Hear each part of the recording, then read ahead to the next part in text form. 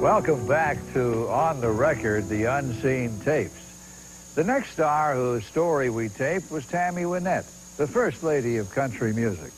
Unfortunately, Tammy became ill just before we taped the show, and it was of great concern to me that she'd be able to do the interview.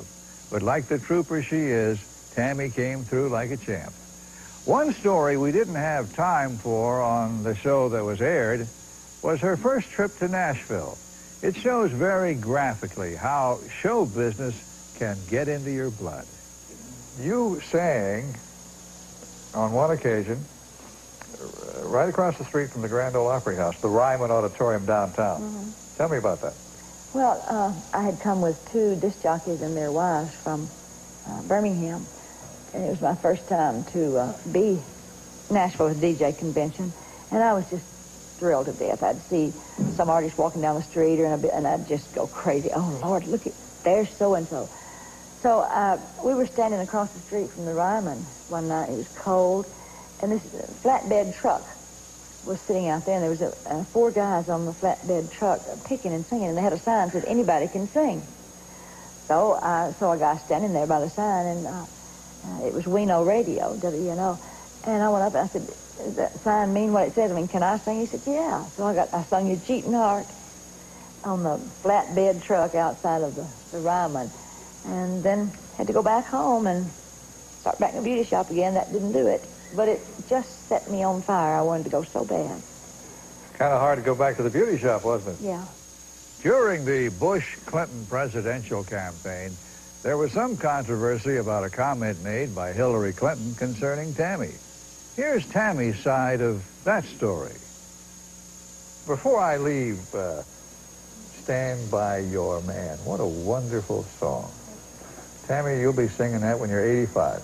Oh, gosh. But Stand By Your Man created a controversy recently, in recent years, with the First Lady in Washington, and it really upset you. During the Clinton campaign for the presidency, Bill and Hillary Clinton were on the 60 Minutes show following the Super Bowl, making their case. And then what, in that interview, what did Hillary say? Well, she said that she wasn't some little woman baking cookies and standing by her man like Tammy Wynette. So, what it upset me. You? Well, Did you watch it? Yeah. Okay. Yeah. It upset me, and it upset my husband, too.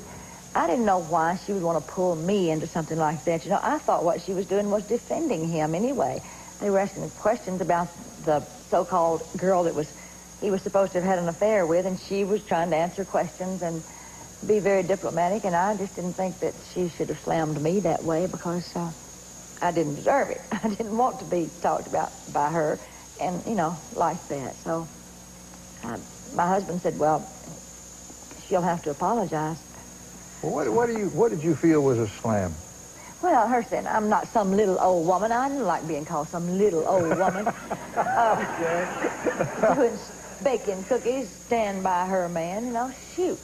So did you finally get in touch with her? Yeah, we did. She was going to call the next day and apologize, and this was awful in me, but I wouldn't answer the phone. I just wouldn't answer the phone. You wouldn't take her call? No. And Burt Reynolds called. She had Burt Reynolds to call?